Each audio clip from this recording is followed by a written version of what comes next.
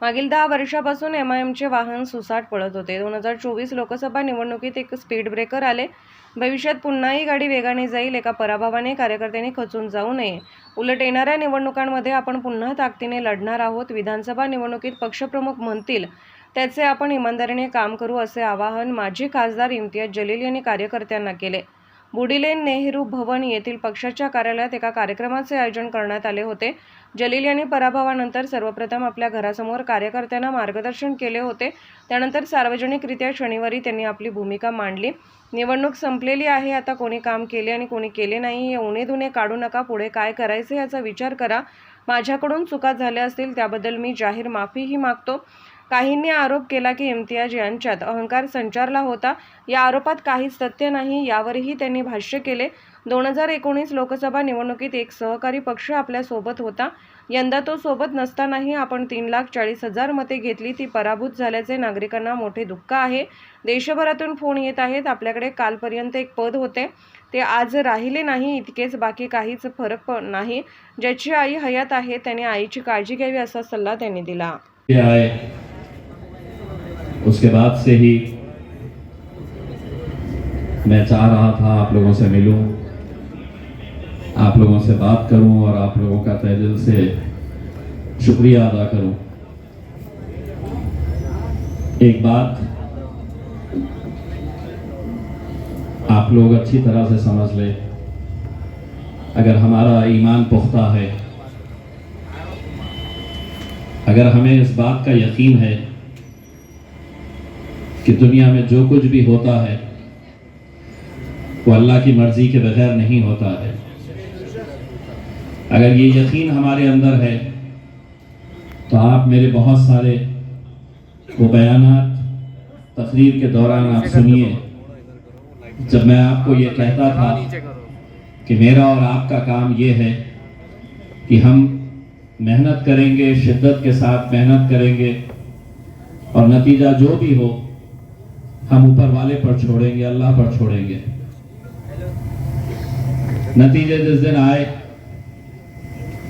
यकीनन आप लोगों की मेहनत थी, आप लोगों की दुआएं थी, रात रात भर आप इलेक्शन के दिन भी आप रात भर जागे थे कि कब सुबह होगी और कब मैं जाकर अपना वोट डालूंगा। और यकीनन 4 तारीख के दिन जब नतीजे आने वाले थे, उस रात भी आपकी कैसी कैफियत थी मैं अच्छी तरह से समझ सकता हूं। आप लोगों ने शहर के अंदर 2 बार जश्न इम्तियाज मनाया। हम जब जश्न मनाए तो वो इतना बड़ा जश्न था कि शुरुआत कहाँ हो रही थी और वो खत्म कहाँ हो रही थी किसी कैमरे के अंदर कैद नहीं हो सकता था, क्योंकि सड़कों के ऊपर सिर्फ सरों का समंदर देखने को मिलता था। तो यकीनन आप लोगों की, मेरी, हमारी सबकी ये ख्वाहिश थी कि तीसरी मर्तबा भी ये जश्न मनाने का हमें मौका मिलेगा। बहुत सारे नौजवानों ने उसकी तैयारी करके रख ली थी। कुछ बच्चे रात में छोटे छोटे झंडे और छोटी पन्नी के अंदर हरा रंग अपने तकिए के नीचे लेकर सोए कि सुबह उठेंगे तो वो झंडा लहराएंगे, वो हरे रंग से हम खेलेंगे। उनकी कैफियत कैसी थी, बुजुर्गों की, हमारे माएँ और बहनों की कैफियत कैसी थी, मैं अच्छी तरीके से समझ सकता हूं। लेकिन मैं अपने आप से ये कहता हूं कि मेरे रब के ऊपर यकीन बहुत पुख्ता है, और इसलिए कहता हूं कि जो 2 मर्तबा जीत हमें नसीब हुई थी, अगर आप उसके ऊपर नजर डालेंगे कि एक शख्स पूना से आता है और महज 28 दिन पहले ये ऐलान करता है कि मुझे इस कॉन्स्टिट्यूएंसी का एमएलए बनना है, तो लोग हंसते थे, लोग उंगलियां उठाते थे, इल्जाम करते थे मेरे ऊपर कि ये कैसे मुमकिन है कि एक दूसरे शहर से आने वाला शख्स 28 दिन पहले कहता है कि मुझे इलेक्शन लड़ना है। लेकिन उस जीत के बाद भी मैंने ये कहा था कि अल्लाह अगर किसी को नवाजना चाहा, हमारा यकीन इस बात के ऊपर है कि तो इज़्ज़ु मंतशा तज़िल्लु मंतशा, इज्जत का और जिल्लत का देने वाला खुदा है। लेकिन अल्हम्दुलिल्लाह इतनी मुखालिफत होने के बावजूद भी आप लोगों ने एमएलए बनाया, अल्लाह की रजामंदी थी। 2019 के अंदर जब सारी दुनिया कहती थी कि ये कैसे मुमकिन होगा, आप लोगों की मेहनत, आप लोगों की जुस्तजू, आपकी दुआएं